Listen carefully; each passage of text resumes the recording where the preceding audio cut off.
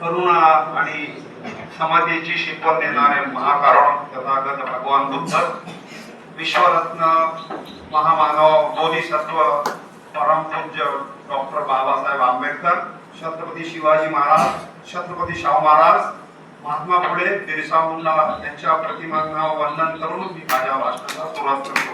मित्र, जयंती आणि पुण्यतिथी आपण कशासाठी साजरी करतो की त्या महामानवांनी जे कार्य केलं ते आपण आपल्या जीवनात उतरवलं पाहिजे, याच्यासाठी आपण कार्यक्रम करतो. बाबासाहेबांच्या विषयी सांगण्याचं कारण हे की बाबासाहेब जर राहिले नसते किंवा झाले नसते तर ह्या कार्यक्रम जो आपण घेत आहे हा कार्यक्रम घ्यायचाही आपल्याला अधिकार राहिला नसता. किंबहुना मी जे चांगले कपडे घालून आहो किंवा तुम्ही शाळेत चांगले कपडे घालून आलात त्या शाळेत याचा अधिकार आपल्याला राहिला नसता. बाबासाहेब झाले म्हणून चांगले कपडे आपल्याला घालता येत आहे.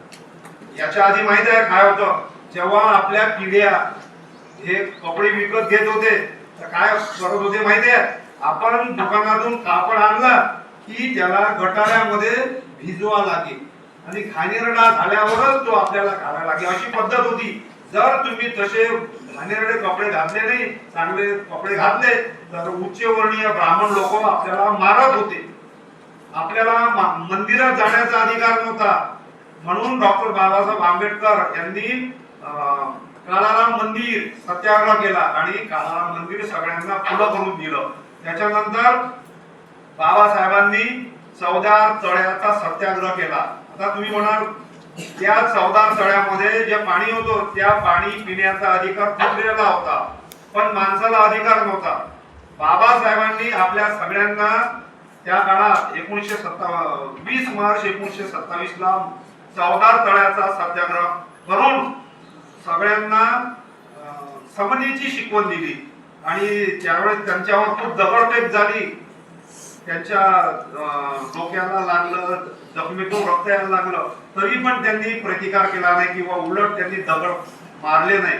अशा प्रकारे बाबासाहेबांनी मग संविधान लिहिलं आणि संविधानामध्ये सगळ्यांसाठी त्यांनी कलम लिहिली.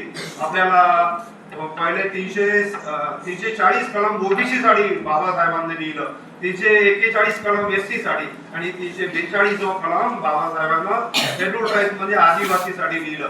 म्हणून आपण स्वाभिमानानं जगतो आहोत. तर आता आळेसकरांनी सांगितलंच आहे आणि मी सांगितलं. त्याच्यानंतर आता काही जास्त सांगत नाही पण एक जाता जाता एक गाणं म्हणतो. आता सोनियाची उगवली सकाळ, हो सोनियाची उगवली सकाळ, उगवली सकाळ जन्मास आले भीमबा. सोनियाची उगवली सकाळ, हो सोनियाची उगवली सकाळ, उगवली सकाळ जन्मास आले भीमबा. तारीख 14 एप्रिल माये मऊगावात है वारे वारे, मऊगावात है वारे वारे. धन्यपुडी झाली हो धन्यपुडी झाली